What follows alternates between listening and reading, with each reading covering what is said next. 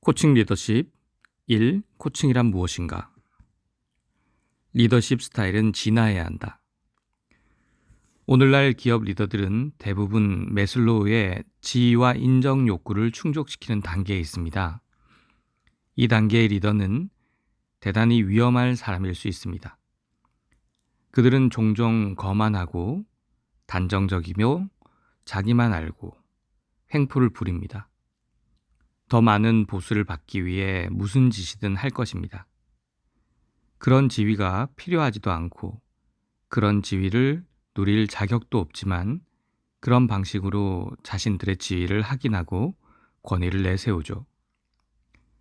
하지만 기업 리더가 그런 덫에서 벗어나 다음 단계인 자기 신뢰 욕구로 나아갈 때 리더십은 한 단계 업그레이드 될 것입니다.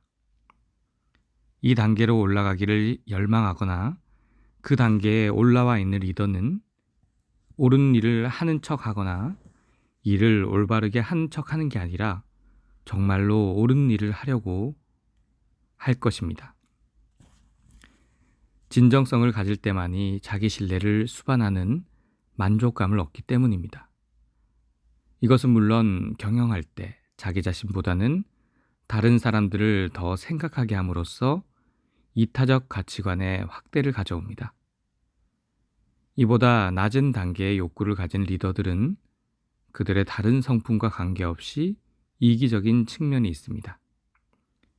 그들의 리더십은 같은 열망을 가진 직원들에게만 도움이 됩니다. 자기 신뢰 욕구 단계에 있는 리더들은 동기부여가 잘 되어 있지만 그 윗단계인 자아 실현 욕구에 이른 리더보다 더 주목받기를 원할 것입니다. 자아 실현 욕구 단계는 때때로 성김 욕구의 단계라고 불립니다. 성김은 종종 의미와 목적의 추구에 대한 해답으로 여겨집니다. 과거에는 사람들이 종교에서 봉사 욕구를 충족시켰지만 지금은 다른 곳, 즉 직장 같은 곳을 찾아다닙니다.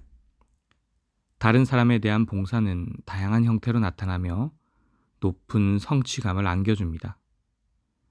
봉사는 자기 신뢰 욕구를 충족시키는 가장 보편적인 방법입니다. 글로벌 리더들을 위한 우리의 사내 교육 프로그램에 참가한 한 다국적 기업 리더는 이렇게 말했습니다. 매일 사람들을 개발하는 것이 나의 일이라는 것을 깨달았고 나는 그 일이 좋습니다. 그는 코칭 스타일을 배움으로써 직원들의 잠재 능력을 발휘할 수 있게 해주었습니다. 매슬로우는 말년을 향해 가면서 자아 실현 욕구를 추가했습니다. 하지만 이미 말했듯이 발전은 목표가 아니라 여정일 뿐입니다. 최근 일부 연구자들은 자아 실현 욕구 단계를 보다 폭넓게 정의하여 기업 리더들이 이 욕구 단계에 있다고 주장합니다. 하지만 나는 그 견해에는 동의하지 않습니다. 리더라는 타이틀을 얻으려면 지위와 인정 욕구 단계와 이기적 욕구 단계를 넘어서야만 합니다. 더 발전하고자 하는 리더는 낮은 단계에 있을 때 리더십 스킬을 연마할 것입니다. 하지만 그들은 충분히 성장할 때까지 다른 사람들을 지배하는 일을 제한해야 합니다. 다행히도 변화가 일어나고 있습니다. 저항이 예상됨에도 불구하고 진화가 이루어지고 있는 것이죠. 환경에 대한 관심이 형식적인 요식 행위를 넘어 기업의 전략에 반영되는 추세입니다.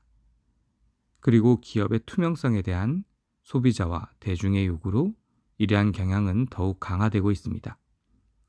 특히 인터넷을 통해 기업의 무절제함을 감시하는데 굉장한 효과가 있습니다.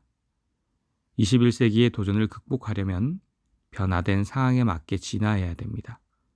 코칭이 바로 변화의 방법이죠. 현대 사회의 상당 부분이 자기 신뢰와 독립의 욕구 단계로 옮겨가고 있습니다. 상호 의존과 자아 실현 욕구를 가지고 있는 사람들은 여전히 소수입니다. 의존성을 키우는 명령과 통제의 관리 방식과 전통적인 기업은 이러한 욕구를 충족시키지는 못할 것입니다. 그런 방식은 바뀌어야 할 것입니다. 리더들이 그렇게 하지 못하는 것은 어떻게 해야 하는지 배우지 못했기 때문입니다.